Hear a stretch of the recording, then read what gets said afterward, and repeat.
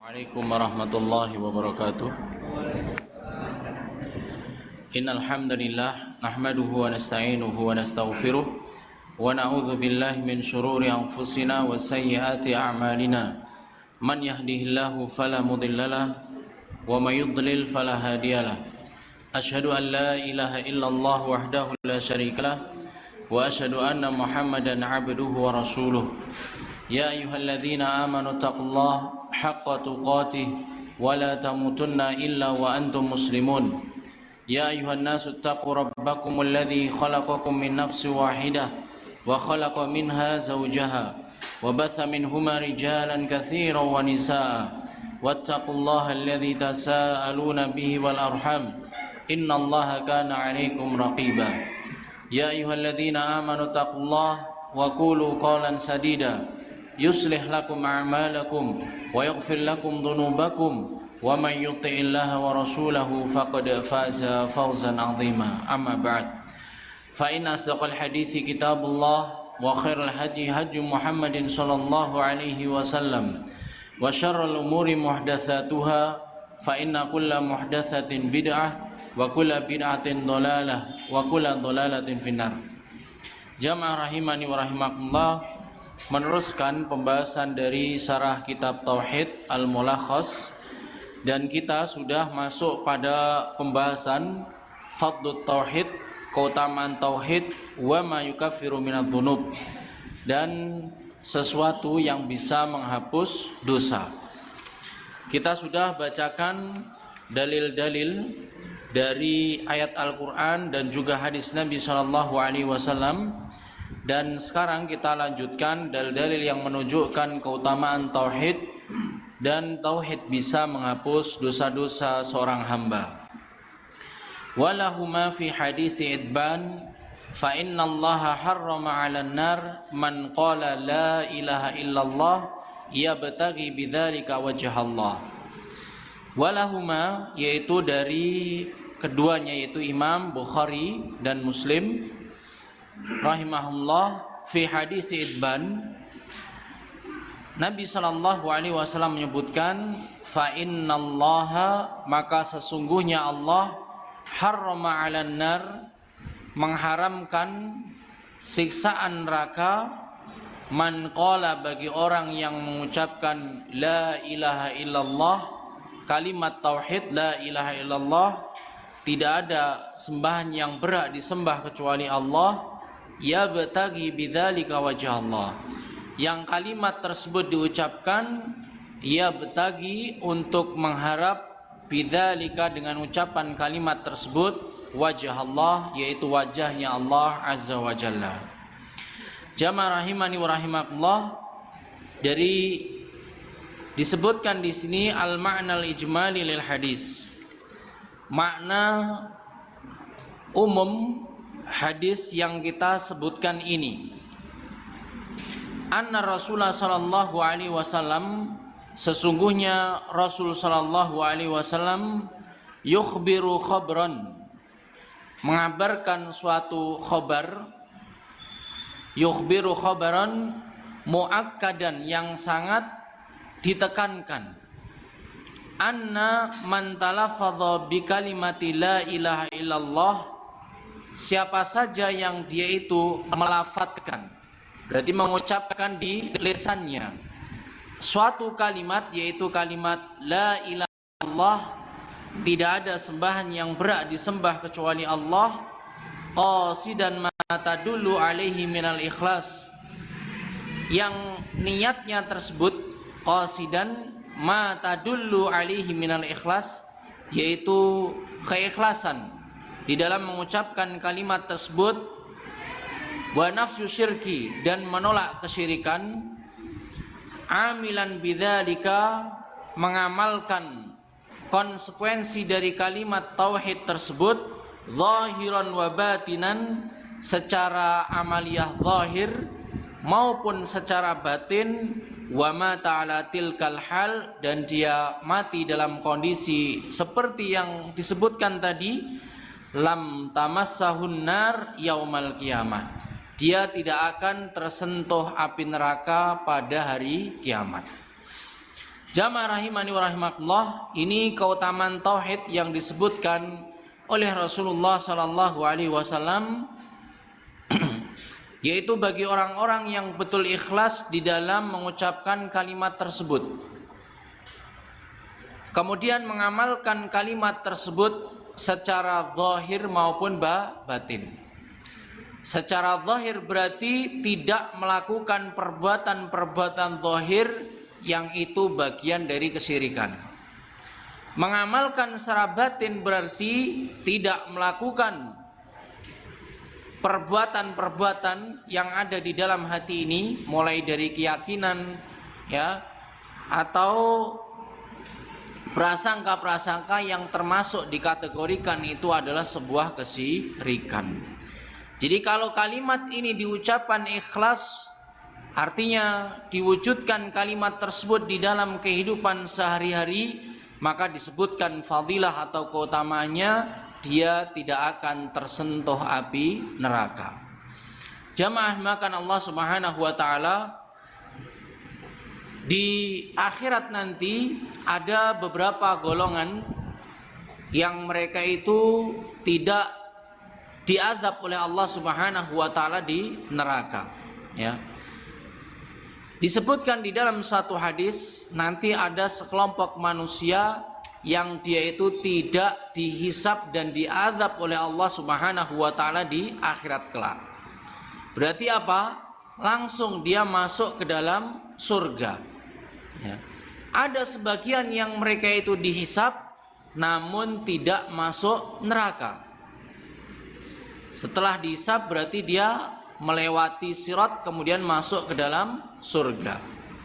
Ada sebagian dari manusia, yaitu dari golongan kaum muslimin yang yang dosanya belum diampuni oleh Allah Subhanahu wa taala, maka dia mampir, maka dia disiksa di neraka sesuai dengan kadar dosanya, kemudian dikeluarkan oleh Allah Subhanahu wa taala dari neraka, dimasukkan ke dalam surga. Salah satu dari kelompok manusia yang dia itu tidak masuk ke dalam neraka adalah orang-orang yang dia itu betul-betul mempraktekkan, mewujudkan kalimat tauhid ini dalam kehidupan sehari-hari. Apakah mereka itu dia berbuat dosa? Berbuat dosa atau mboten? Berbuat dosa. Karena manusia itu tempatnya bentuk kekhilafan, ya. Entah dia itu lupa atau terkadang tergoda oleh nafsunya, tergoda oleh setan, sehingga dia itu terjerumus pada perbuatan dosa. Lantas bedanya apa? Orang yang berdosa dia itu diazab dulu, dengan orang yang berdosa ternyata dia itu masuk ke dalam surga secara langsung. Bedanya adalah orang-orang yang berdosa tersebut sudah diampuni oleh Allah Subhanahu wa taala sehingga dia itu langsung masuk ke dalam surga. Ya. Jamaah rahimani wa rahimakumullah, maka di sini menunjukkan keutamaan dan kemuliaan tauhid tersebut. Ini merupakan kunci utama seorang itu bisa masuk ke dalam surga. Kemudian penyempurnanya adalah seseorang senantiasa beristighfar dan bertaubat pada Allah Subhanahu wa taala, sehingga dosa-dosa yang dia lakukan diampuni oleh Allah, dan itu bisa membatalkan hukuman Allah Subhanahu wa taala berupa siksaan di dalam neraka. Maka jamaah rahimani wa rahimakumullah, kalau kita betul-betul mencita-citakan masuk ke dalam surga tanpa diazab terlebih dahulu, kita harus yang pertama betul-betul mentauhidkan Allah Azza wa Jalla, mewujudkan kalimat tauhid itu di dalam kehidupan sehari-hari, zahiran wa batinan, baik amalan yang sifatnya itu zahir yang dilakukan oleh anggota tubuh kita, atau batinan yang dia itu tersembunyi yang berada di dalam hati kita. Kemudian yang kedua, hendaknya disempurnakan dengan terus memperbanyak istighfar dan bertaubat pada Allah Azza wa Jalla. Maka dengan dua amalan ini seseorang akan diselamatkan oleh Allah Subhanahu wa taala dari siksa neraka. Ya. Kemudian disebutkan munasabatul hadis lil bab. Kesesuaian hadis ini dengan bab keutamaan tauhid. Anna fihi dilalatan wadihatan. Sesungguhnya di dalamnya itu ada petunjuk yang jelas sekali ala fadli tauhid, atas keutamaan mentauhidkan Allah, wa annahu yujibu liman mata alaihi an-najatu minan nar wa takfiru sayyi'at. Jadi orang yang meninggal di atas tauhid yang murni maka memiliki dua keutamaan sekaligus. Dia diselamatkan oleh Allah Subhanahu wa taala dari siksa neraka dan diampuni dosa-dosanya. Ya. Jamaah rahimani wa rahimakumullah, oleh sebab itu dakwah para nabi dari awal sampai akhir, dakwah para rasul dari awal sampai akhir, dakwahnya adalah mengajak manusia untuk mentauhidkan Allah, beribadah hanya kepada Allah Subhanahu wa taala dan meninggalkan jenis-jenis kesyirikan apapun yang kecil maupun yang besar. Ini keutamaan mentauhidkan Allah Azza wa Jalla. Dia selamat dari siksa neraka dan dosa-dosanya diampuni oleh Allah Subhanahu wa taala. Ma yustafadu minal hadis, pelajaran-pelajaran yang bisa kita ambil dari hadis ini. Yang pertama, fadlut tauhid wa annahu yungkidu minan nar wa yukaffirul khotoya. Menunjukkan keutamaan tauhid, dan keutamaan tauhid yang disebutkan di dalam hadis ini, dia bisa menyelamatkan pelakunya dari siksa api neraka, dan dia juga bisa menghapus al-khotoya, yaitu dosa-dosa yang dilakukan oleh orang yang mentauhidkan Allah Azza wa Jalla. Dan ketahuilah jamaah rahimani wa rahimakumullah, bahkan sebagian dari sahabat Rasulullah sallallahu alaihi wasallam sebelum mereka itu mendapatkan hidayah Islam, ada sebagian dari mereka yaitu sahabat-sahabat yang pernah berbuat kesyirikan. Berarti dia melakukan perbuatan dosa, bahkan dosa yang besar. Ketika mereka itu mendapatkan hidayah Islam, kemudian mentauhidkan Allah, beristighfar dan bertaubat, maka dosa-dosa yang telah dia lakukan diampuni oleh Allah Subhanahu wa taala dan mereka menjadi ahlul jannah, ya, penduduk surga. Yang sebagian syarat ta'yin disebutkan oleh Rasulullah sallallahu alaihi wasallam, mereka adalah penduduk surga. Maka ini adalah modal pokok ketika seorang menginginkan masuk ke dalam surga, hendaklah dia itu betul-betul mentauhidkan Allah zahiran wa batinan, secara zahir maupun secara batin ketika beraktivitas sehari-hari ini.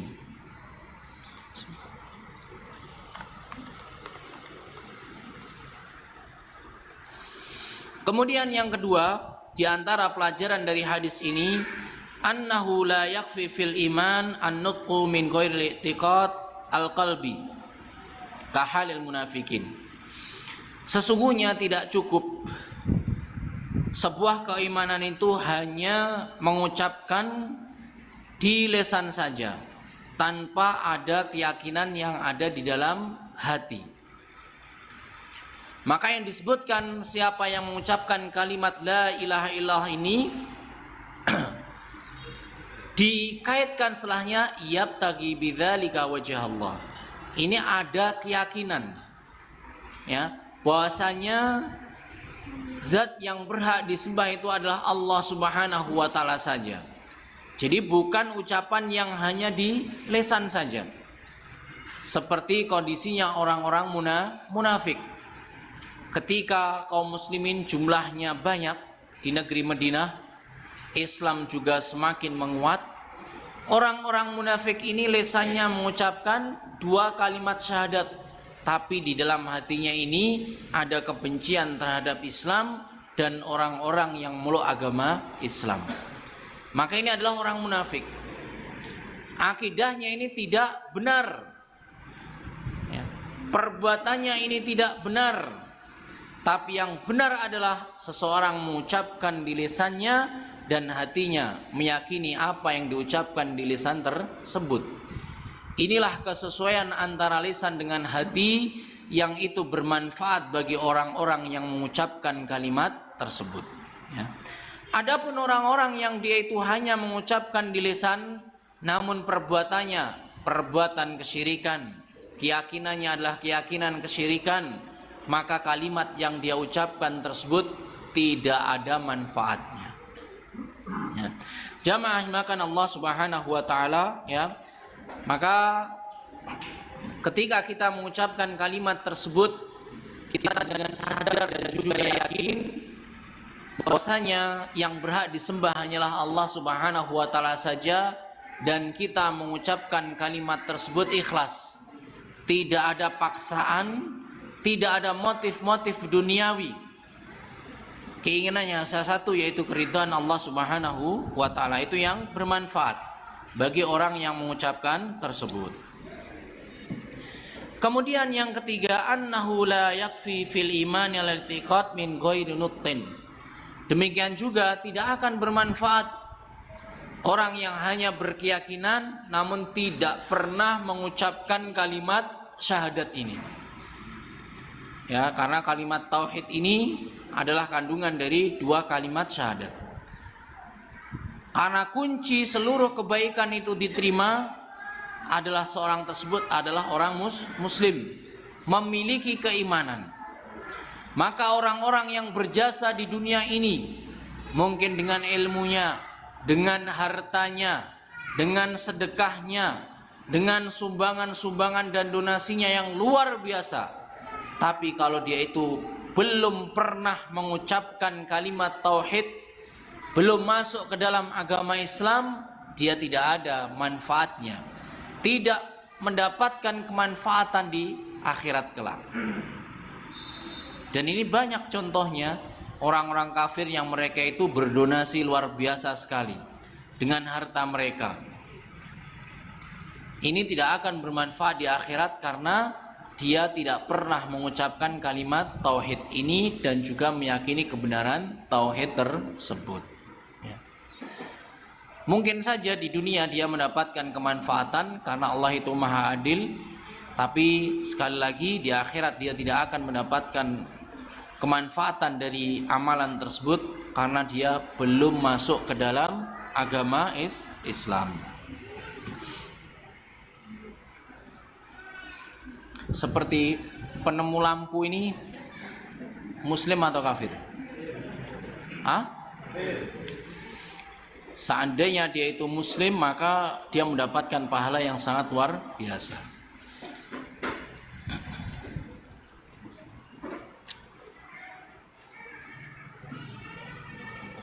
Kemudian yang keempat, di antara pelajaran dari hadis ini, tahrimun nar ala ahli tauhid al-kamil. Neraka itu diharamkan bagi orang-orang yang mentauhidkan Allah secara sempurna. Secara sempurna itu gimana? Tidak tercampuri dengan kesyirikan. Mungkin tercampuri dengan dosa-dosa yang lain, tapi tidak tercampuri dengan kesyirikan. Alladzina amanu, Allah menyebutkan alladzina amanu wa lam yalbisu imanahum bidzulmin ulaika lahumul amnu wa hum muhtadun. Orang-orang yang beriman dan tidak mencampuri keimanan mereka itu dengan kezaliman. Kezaliman di sini apa? Kesyirikan. Inna syirka la dzulmun azim, ya. Dengan kesyirikan ulaika lahumul amnu, dia akan mendapatkan keamanan. Di dunia dia mendapatkan keamanan, di akhirat dia mendapatkan keamanan. Apa keamanan akhirat? Tidak tersiksa dengan api neraka. Wahum muhtadun, dan mereka lah orang-orang yang mendapatkan petunjuk. Tadi syaratnya gimana? Orang tersebut beriman dan tidak mencampuri keimanan dengan kesyirikan. Oleh sebab itu, jamaah rahimani wa rahimakumullah, Rasulullah mengajarkan kepada umatnya doa yang sangat penting sekali.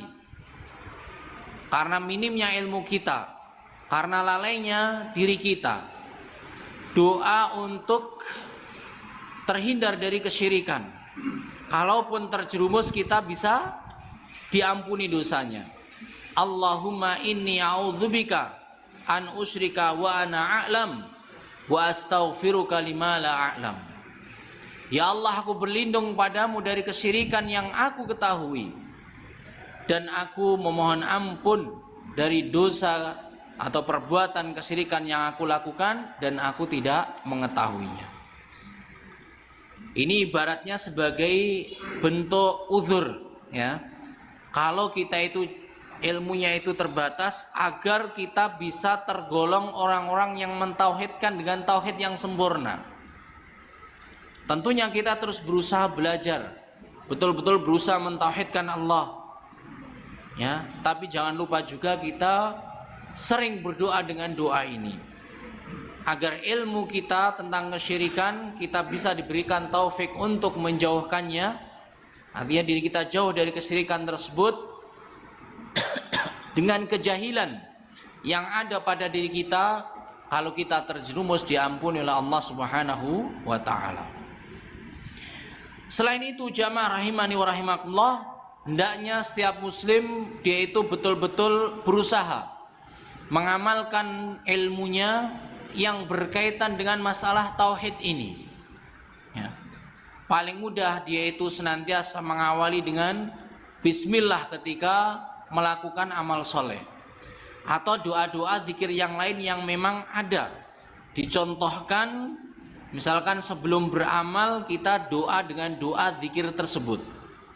Ini agar kita itu senantiasa terhubung dengan Allah, ingat kepada Allah, dan tidak terjerumus pada kesyirikan, ya. Jadi senantiasa berzikir kepada Allah ketika memulai beramal, ketika beramal tersebut atau setelah beramal, sehingga senantiasa ingat seluruh amal kita itu lillahi rabbil alamin. Ini memang untuk Allah, Rabb semesta alam, ya. Ini cara untuk menjadi orang-orang yang mentauhidkan Allah dengan tauhid yang sempurna, ya. Berusaha mengamalkan, kemudian terus berdoa memohon ampun apabila kita terjatuh pada dosa kesyirikan. Kemudian pelajaran yang nomor 5, annal amala la yanfa illa idza kana khalisan liwajhillah waswaban ala sunnati Rasulillah sallallahu alaihi wasallam. Hadis ini juga menunjukkan sesungguhnya amalan itu tidak ada manfaatnya. Artinya buah dari amalan yang disebutkan oleh Allah Rasulnya, keutamaan amalan ini adalah ini dan seterusnya, fadilah amalan ini adalah ini dan seterusnya, itu tidak akan terjadi kecuali apa? Dengan disebutkan kecuali apabila orang yang mengamalkannya itu ikhlas karena Allah dan melakukan tersebut sesuai dengan sunnah atau ajaran yang diajarkan oleh Rasulullah sallallahu alaihi wasallam. Maka jamaah rahimani wa rahimakumullah, cara agar kita itu mendapatkan kemanfaatan dari amalan yang kita lakukan, kita terus menyibukkan diri untuk menjaga dua hal ini. Ketika kita beramal, ini harus ikhlas di dalam beramal tersebut. Berharapnya itu hanya kepada Allah, bukan kepada yang lainnya, ya. Ini namanya ikhlas. Melakukan tersebut motivasinya karena perintah Allah, bukan karena alasan-alasan yang lainnya. Kemudian melakukan amalan tersebut sesuai dengan sunnah Rasulullah sallallahu alaihi wasallam. Dua hal yang senantiasa harus kita jaga, dan ini harus kita koreksi pada diri kita dari amalan-amalan yang kita lakukan. Jadi apakah ini kita sudah ikhlas, niatnya sudah benar? Apakah yang kita lakukan ini sesuai dengan tata cara yang dicontohkan Rasulullah? Maka kalau ini keduanya itu tegak, kita berhusnudzon kepada Allah dan berdoa kepada Allah agar amalan kita itu diterima dan mendapatkan yaitu balasan yang dijanjikan oleh Allah Subhanahu wa taala atau Rasulnya. Ya. Jadi kesibukan kita jamaah rahimani wa rahimakumullah mengoreksi amalan kita. Ya. Apakah sudah ikhlas? Apakah sudah sesuai dengan contoh Rasulullah sallallahu alaihi wasallam? Kalau ada kekeliruan pada diri kita, maka kita perbaiki dan beristighfar kepada Allah. Dan jangan sampai kita itu menyibukkan kekurangan yang ada pada diri orang lain. Ya. Maka ada yang menyebutkan mencari-cari aib dan kekurangan itu sangat dianjurkan, yaitu aib dan kekurangan diri sendiri, bukan aib dan kekurangan saudara muslim yang lainnya. Ini terus kita dengungkan, yaitu masalah tauhid dan sesuai dengan sunnah Rasulullah sallallahu alaihi wasallam. Ya. Orang-orang yang senantiasa ikhlas itulah orang-orang yang mentauhidkan Allah. Dan orang-orang yang sesuai dengan contoh Rasulullah sallallahu alaihi wasallam itulah jamaahnya Rasulullah sallallahu alaihi wasallam, ahlu sunnah wal jamaah. Dia melakukan sunnah maka dikatakan sebagai ahlu sunnah, dan dia itu katakan jamaah karena mengikuti kelompoknya Rasulullah sallallahu alaihi wasallam. Ya. Kemudian yang nomor 6 di antara pelajaran dari hadis ini, anna man qala la ilaha illallah wa huwa yad'u ghairallah lam yanfa'hu ka hali ubadil kubur al yaum yaqulun la ilaha illallah wa hum yad'una al mauta wa yataqarrabuna ilaihim. Sesungguhnya siapa saja yang mengucapkan kalimat la ilaha illallah namun juga dia itu meminta kepada selain Allah, maka kalimat tauhid tersebut tidak ada manfaatnya sama sekali. Karena syaratnya tadi apa? Kalimat itu bermanfaat, ikhlas karena Allah Subhanahu wa taala. Kalau dia mengucapkan kalimat tersebut kemudian juga meminta, berdoa, menyeru kepada selain Allah, maka itu tidak bermanfaat. Sampai Syekh Fauzan menyebutkan seperti kondisinya para penyembah kubur pada zaman sekarang ini.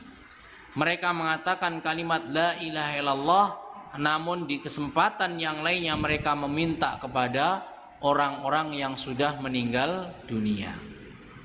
Atau mereka mendekatkan diri mereka kepada orang-orang yang sudah meninggal dunia agar doanya ini disampaikan kepada Allah.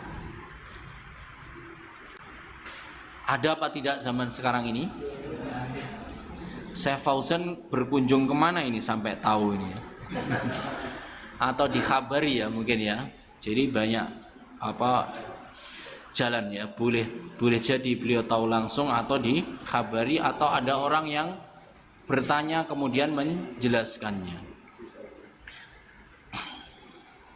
Orang yang meninggal jamaah rahimani wa rahimakumullah masih bisa beramal no mboten? Sudah, mereka tidak bisa beramal. Ya. Mereka sudah mulai mempertanggungjawabkan amalannya. Meskipun belum sempurna. Maka di alam barzah orang yang meninggal itu perjalanannya yang pertama fitnah kubur. Fitnah kubur itu apa? Pertanyaan dua malaikat. Kemudian ada juga yaitu azabul qabr. Ya, azab kubur ini juga ada. Kemudian juga ada kenikmatan kubur ini juga ada. Meskipun azab ini juga belum sempurna, meskipun kenikmatan ini juga belum sempurna. Disebutkan ya banyak hadis terkait masalah ini. Fitnah kubur jamaah rahimani wa rahimakumullah, yaitu pertanyaan dua malaikat menanyakan tiga hal. Apa itu? Siapa Rabbmu atau Tuhanmu? Kemudian yang kedua, apa agamamu? Kemudian yang ketiga, siapa nabimu? Ini orang-orang yang betul-betul di dunia itu mentauhidkan Allah, menjalankan syariat Islam, kemudian mengikuti sunnah Rasulullah. Mereka itu mendapatkan taufik dari Allah Subhanahu wa ta'ala. Lisannya ini dikokohkan untuk menjawab dengan benar. Ketika ditanya siapa Rabbmu, dia akan menjawab, Rabbku adalah Allah. Apa agamamu? Dia akan menjawab, agamaku Islam. Dan apa atau siapa nabimu? Dia akan mudah menjawab, nabiku adalah Nabi Muhammad bin Abdullah. Ini kalau soal hafalan ya mungkin mudah ya, kalau perkara hafalan. Tapi fitnah kubur ini bukan masalah hafalan, tapi adalah masalah keteguhan keimanan. Sehingga orang-orang yang di dunia teguh mentauhidkan Allah, menjalinkan syariat Allah, dan yang mengikuti sunnah Rasulullah, maka Allah Subhanahu wa ta'ala teguhkan untuk menjawab pertanyaan malaikat tersebut. Sementara orang-orang yang di dunianya ini meninggalkan Allah, meninggalkan syariat Allah, kemudian juga tidak mengikuti Rasulullah, apa yang terjadi? Ketika ditanya, dia itu ya disebutkan dalam hadis tersebut, jawabannya gitu aja. Ya. Lantas orang-orang yang dia itu menjawab dengan tepat, dia mendapatkan nikmat kubur. Ya. Disebutkan beberapa nikmat kubur, dia ditemani oleh amalnya, yaitu berwujud seorang yang sangat indah.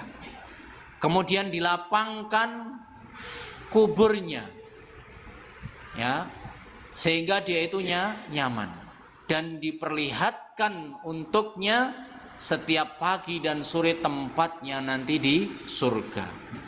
Sehingga setiap hari dia itu menyeru, ya Allah, kapan hari kiamat itu terjadi? Pengen apa? Segera masuk ke rumahnya yang indah.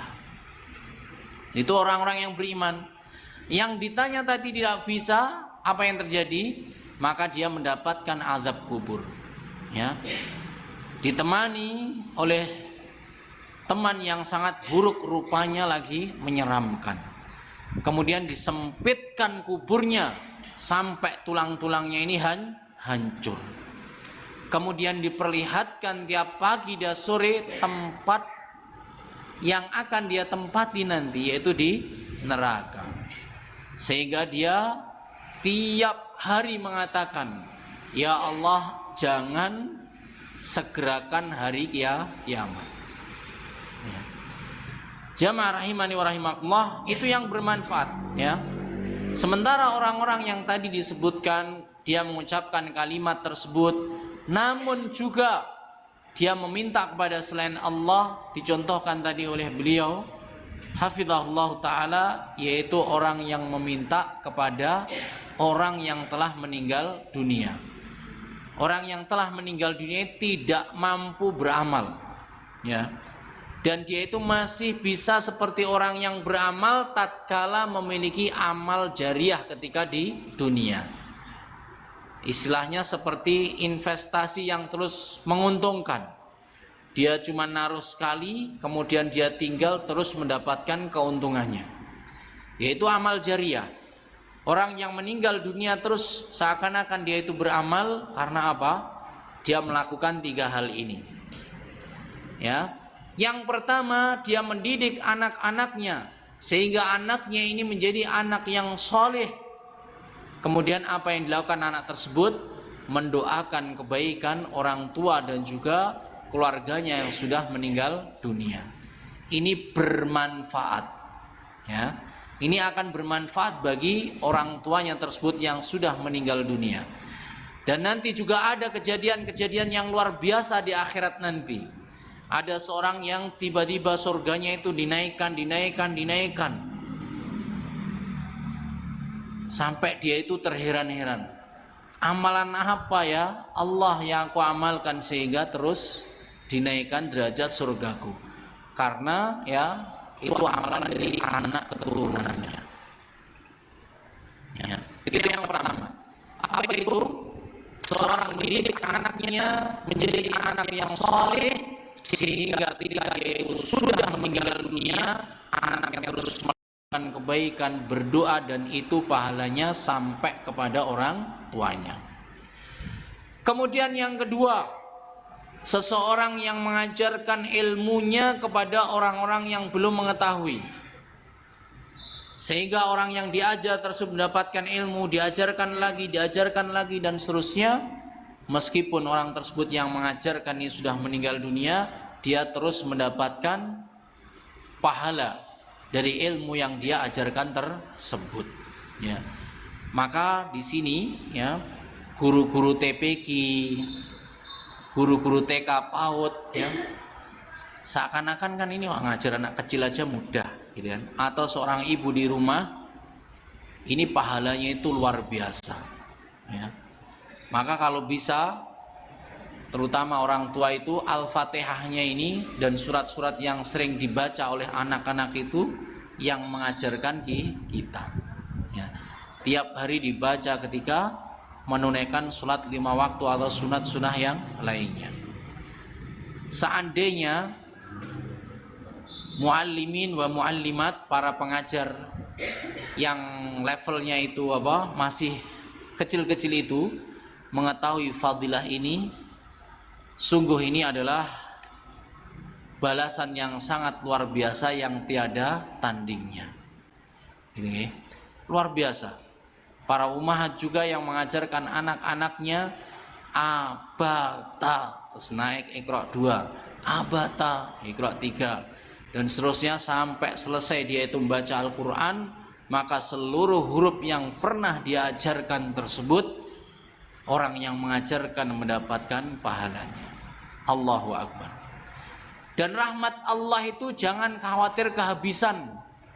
Kayak gitu modalnya Allah besar no. Jangan takut kehabisan. Disebutkan dalam satu hadis, Allah itu memiliki 100 rahmat.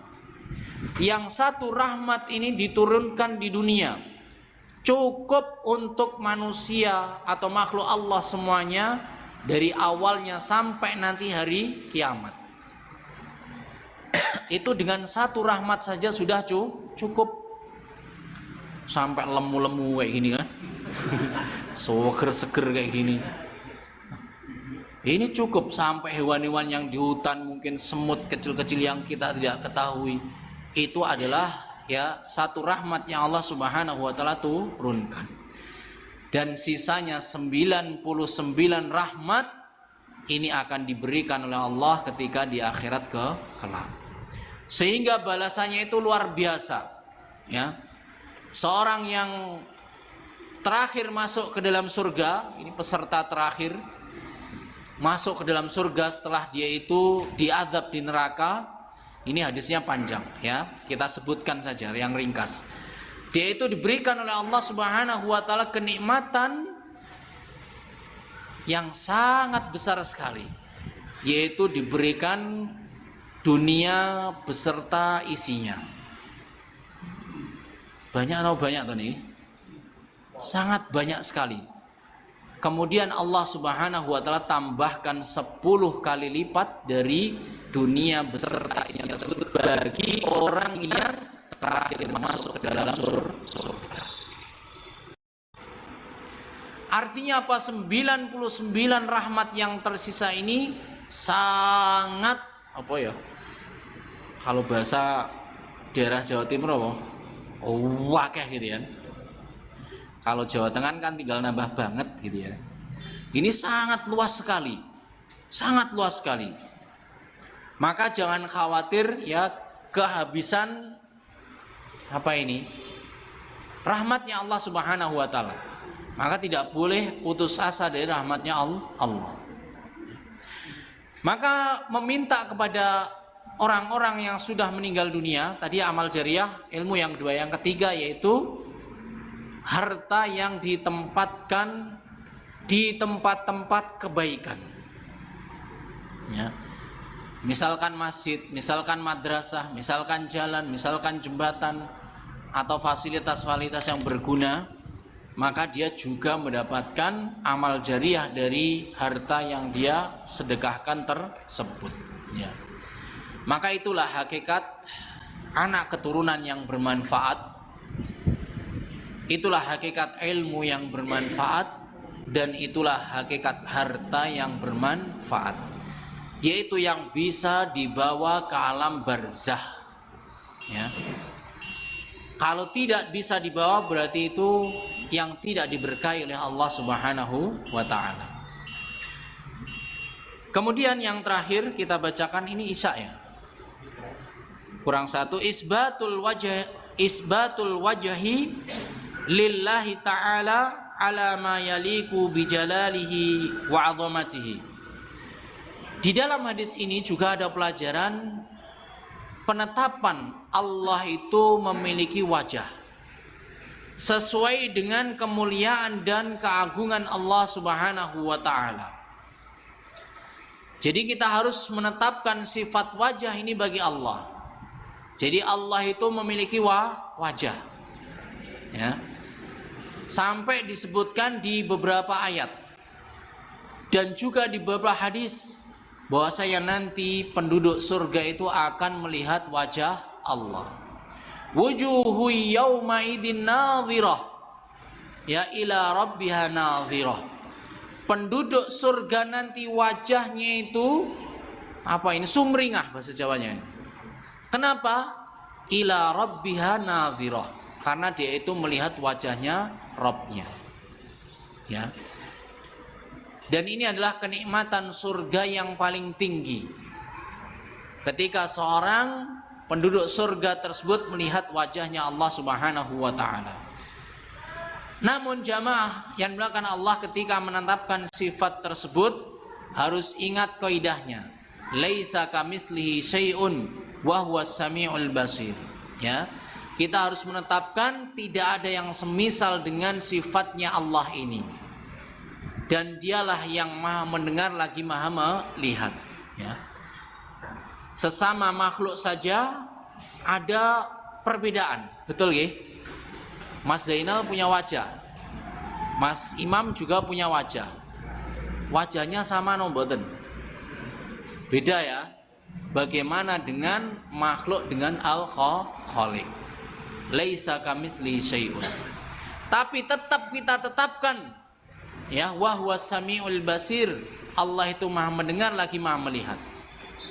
Ya, Allah itu memiliki wajah, akan tapi kita tetapkan tidak seperti wajah makhluknya. Ya, antar makhluk saja berbeda, bagaimana dengan makhluk dengan penciptanya? Tentunya itu berbeda pula.